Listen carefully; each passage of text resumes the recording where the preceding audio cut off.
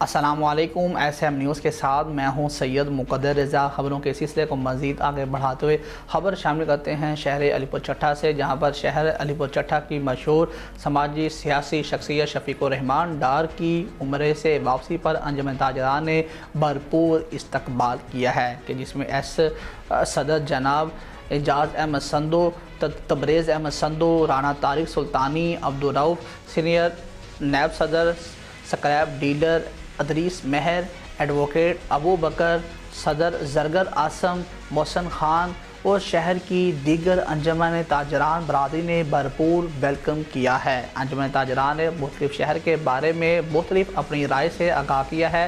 شہر کے مسائل کا حل کرنے کی یہ ذمہ داریاں لیں۔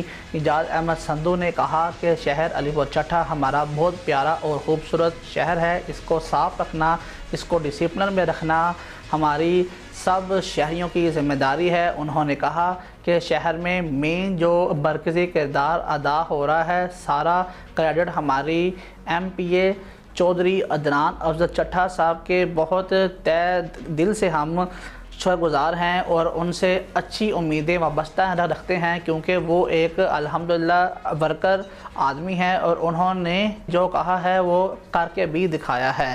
ہم ورکر کے بہت رسپیکٹ کرتے ہیں۔